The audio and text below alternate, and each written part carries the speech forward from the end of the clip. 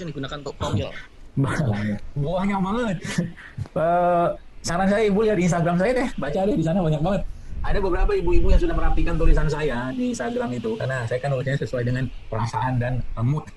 Jadi subhanallah ya, di Instagram saya itu udah sangat banyak ya saya jelaskan tentang promil ya. Tapi itu dirapikan seperti akunnya Bu Elhanan, dia kalau bapak ibu mungkin sempat lihat ada Ibu Sulistiawati, salah satu WNI yang malah dia tinggalnya di Inggris itu, dia ngerapi tulisan saya itu ya, dibuat promil segala macam apa yang dilakukan ya, termasuk ada juga Ibu Rosalina ya, Rosa underscore Lina ya, itu juga beliau malah tinggalnya di Korea. Jadi ibu-ibu itu merapikan semua catatan-catatan saya, postingan saya jumlahnya hampir 4.000 deh sekarang itu, dan subhanallah itu banyak memberikan manfaat. Di situ mereka buat di highlightnya. Nanti mungkin saran saya ibu baca di sana.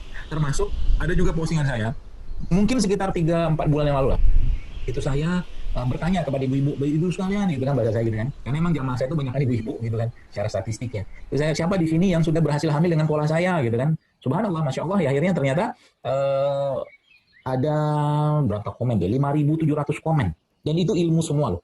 Ada yang 16 tahun, ada 15 tahun, ada yang tumbanya tersumbat, macam-macam, kuasa Allah semua. Oh, mudahkan sehingga mereka bisa. Nanti sekarang saya tinggal dibaca aja di sana nanti ya, karena kalau saya cerita panjang lebar kali tinggi terlalu panjang ceritanya ya, Allah alam. Pertanyaan berikutnya Ustadz dari Ibu Nuki Ustadz. Beliau bertanya tentang Himalayan salt. Beberapa artikel menyatakan bahwa mengandung kandungan merkuri ataupun senyawa karsinogen lainnya. Nah ini Ustadz, kebetulan saya juga pakainya Himalayan salt karena saya autoimun hipertiroid, jadi nggak bisa pakai iodium. Nah ini bagaimana Ustadz tentang klaim tersebut Ustadz? Himalayan salt apakah mengandung karsinogen? Allah alam, saya pribadi tidak tahu sih ya, kalau bicara tentang karsinogen itu sebenarnya di luar itu pun udah banyak karsinogen yang ada di tempat kita gitu kan. Dan dokter-dokter di luar negeri pun ya, kalau Anda yang baca atau mungkin mengikuti dokter-dokter naturopati di Amerika, di Eropa, di mana-mana itu semuanya mereka pakai Himalayan salt. Mungkin perkaranya adalah kalau seandainya mungkin pengolahan atau tempatnya apa segala macam gitu kan, itu yang membuat akhirnya muncul mungkin logam berat di sana ya. Tapi kalau kita bicara ya sebenarnya bicara logam berat mah di kosmetik juga banyak Pak. Kosmetik itu banyak banget logam beratnya. Sekitar kita ini berlimpah logam berat.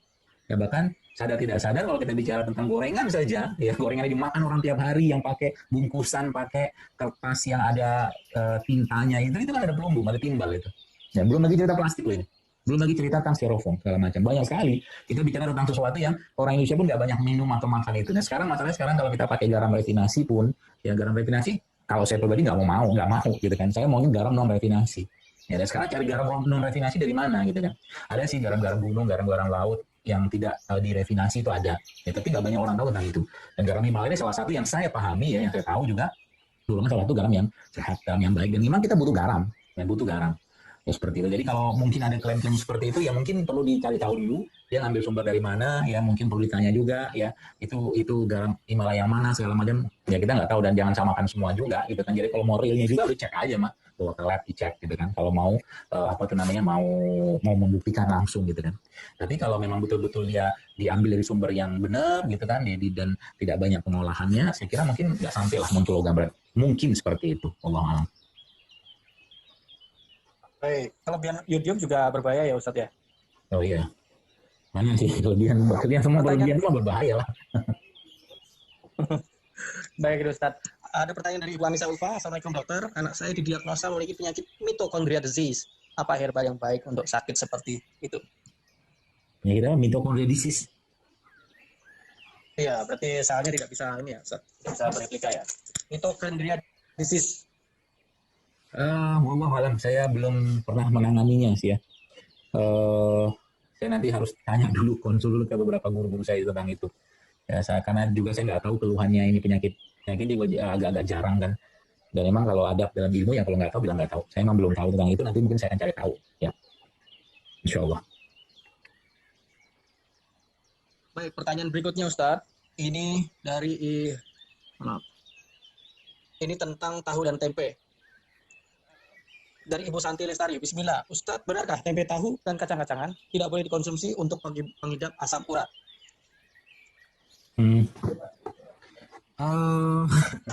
Asam urat ya. Jadi asam urat itu kan sebenarnya Urin berarti ya. ya uric acid gitu kan. Jadi kalau kita bicara tempe, ya tempe itu ya fermented gitu kan. Sifatnya asam nggak asam, cuman kalau kita bicara tentang gini loh, kita bicara tentang satu produk ya. Jadi jangan cuman lihat pada satu sisi saja ya. Maksudnya gini, Jadi misalkan kita bicara kunyit gitu kan. Kunyit itu ada kurkuminoid atau kurkumin di situ, tapi bukan hanya kurkumin gitu kan.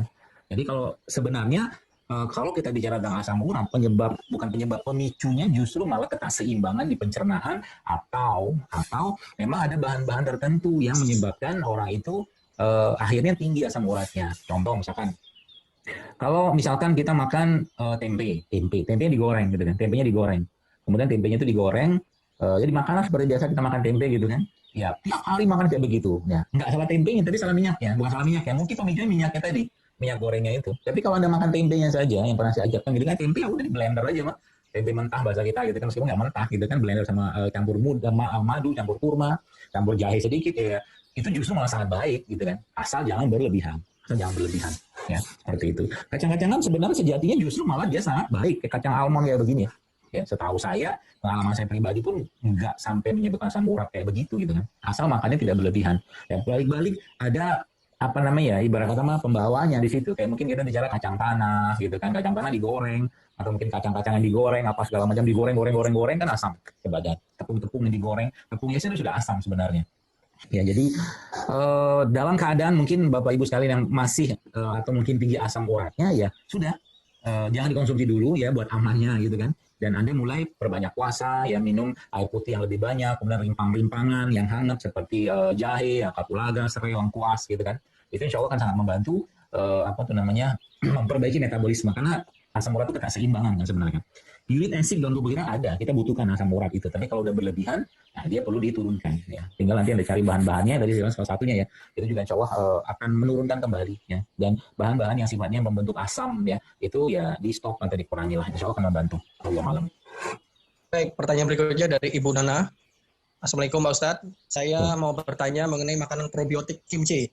Kimchi dari Korea ya. Saya beli kimchi dan di kemasannya ada tulisannya alkohol 0,0141%. Apakah alkohol ini timbul karena proses fermentasi dan apakah ini halal untuk dikonsumsi? 0,0141% Ustaz. Ya, baik. Baik, bismillah. Jadi kalau secara dalil yang namanya alkohol ya haram. Mau dia 1%, 0, sekian persen tetap haram. Namun sebenarnya proses fermentasi itu dia memerlukan waktu ya. Memerlukan waktu yang akhirnya mengubah alkohol menjadi asetat. Jadi proses fermentasi pada satu produk sekalian biasanya itu membutuhkan 3-6 bulan, 3-6 bulan. Nah, proses itu akan mengubah alkohol ya. Kalau Anda yang baca postingan saya tentang ekoenzim, plastik enzim itu, atau termasuk juga bikin kimchi juga sudah saya posting juga, itu sebenarnya ya yang diubah sama mereka itu alkohol menjadi asetat. Alkohol menjadi asetat, tapi itu butuh waktu 3 bulan sampai 6 bulan. Nah, besar kemungkinannya ya kalau saya pribadi menduga ya, itu alkohol yang muncul di situ tuh atau ada di situ tuh adalah alkohol yang digunakan untuk mengawetkan, mungkin besar kemungkinan. Tapi kalau kimchi betulan, saya beli juga di beberapa supermarket sudah mulai ada yang jual kimchi yang ada logo halal MUI-nya. Ya, ada logo halalnya itu saya beli dan tidak ada alkohol di situ. Ya mereka biasanya kemasannya atau mungkin kemasannya ya itu dibuat vakum sehingga mereka lama tahannya. Dan sebenarnya makanan fermentasi itu semakin lama semakin bagus, asal penyimpanannya benar. Ya, jadi kalau Anda yang mulai belajar fermentasi itu nanti semua bisa difermentasi. Ya, semua bisa difermentasi dan bisa bikin sendiri kok. Ya, jadi kalau ada kimchi kayak begitu, itu saran saya jangan dikonsumsi. Ya, termasuk juga kalau Anda beli cuka apel. Cuka apel itu ada cuka apel yang dalam prosesnya menggunakan alkohol, ya, yang disebut dengan apel cider vinegar. Ya, itu jadi kalau ada tulisan apel cider vinegar, vinegar itu yang saya pahami sih ya, itu biasanya menggunakan alkohol. Jadi jangan dibeli kalau itu. Allah. Baik, itu Bu ya. Jadi menurut Ustadz, walaupun MUI memberikan batas 0,5% alkohol itu masih boleh dimakan, cuman sebaiknya enggak. Baik, pertanyaan dari Ibu Afrida BM400. Assalamualaikum Ustadz, apakah diet karbo itu sehat? Diet karbo? Maksudnya apa ya diet karbo ini? Diet karbo itu mengurangi makanan-makanan yang karbo, Ustadz. Ya. Baik, bismillah. Jadi kalau memutus ya atau tidak makan sama sekali, saya sih nggak setuju kalau saya.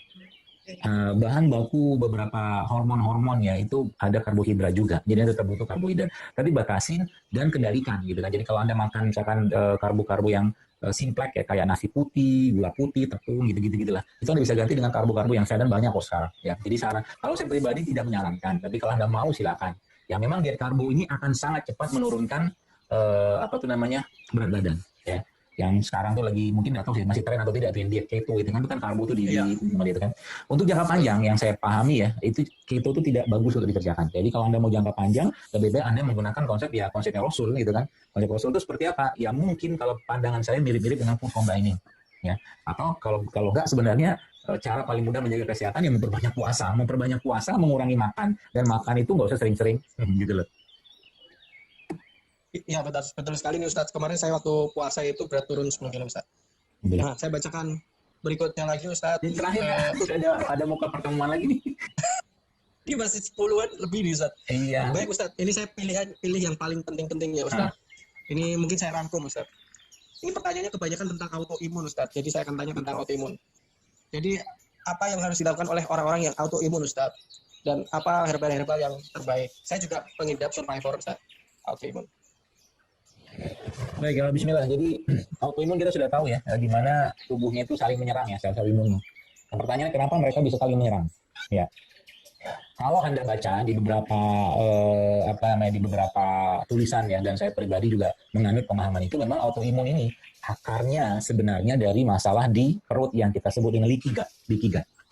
LEAKY, jadi usus bocor gitu kan. Kalau bahasa Jepang adalah usus bocor. Jadi usus bocor itu salah satu atau pemicu utama terjadinya autoimun.